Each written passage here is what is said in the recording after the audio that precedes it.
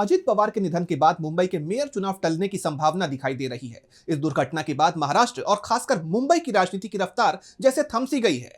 माना जा रहा है कि इसकी वजह से अब मुंबई के मेयर पद के चुनाव में देरी हो सकती है और फिलहाल इसे टला हुआ ही माना जा रहा है। अचानक हुए इस घटनाक्रम ने राज्य की राजनीति पर जैसे ब्रेक लगा दिया है। तो क्या वाकई टल गया है बीएमसी मेयर का चुनाव? जानेंगे इस रिपोर्ट में। महाराष्ट्र के डिप्टी सीएम अजित पवार की प्लेन क्रैश में जान जाने के मामले ने सभी को झकझोर कर रख दिया है। घटना के कारण मुंबई की राजनीति की रफ्तार भी रुक गई है और इसका सबसे बड़ा असर बीएमसी के आगामी महापौर चुनाव पर पड़ता दिख रहा है। दरअसल बीएमसी चुनाव के नतीजों के बाद अब सबकी निगाहें महापौर पद पर टिकी हैं।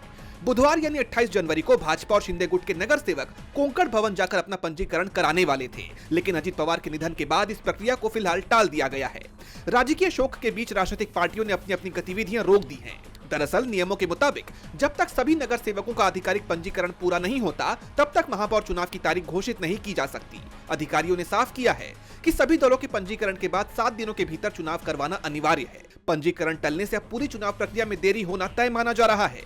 वहीं बीएमसी आयुक्त भूषण गगरानी इस चुनाव के पीठासीन अधिकारी होंगे। चर्चा थी कि बुधवार को भाजपा के 59 और शिंदे गुट के पार्षद एक ज्वाइंट ग्रुप के रूप में अपना पंजीकरण कराने वाले थे, लेकिन इस बात में कितनी सच्चाई है ये फिलहाल साफ नहीं हो पाया है। माना जा रहा है कि दोनों दलों में अभी भी रस्साकशी जारी है और दोनों अपने ही दल का मेयर बनाने पर अड़े हुए हैं, लेकिन निधन की खबरों के बीच कोई भी राजनीतिक हलचल फिलहाल रुक सी गई है। जैसा आप जानते हैं कि पंजीकरण पूरा होने के बाद बीएमसी सचिव चुनाव की नई तारीखें तय करेंगे। इसके बाद एक स्पेशल जनरल बॉडी की मीटिंग बुलाई जाएगी। इसमें सभी 227 नगर सेवकों को बुलाया जाएगा। इसी दिन महापौर के साथ उप महापौर का चुनाव भी संपन्न होने की संभावना है।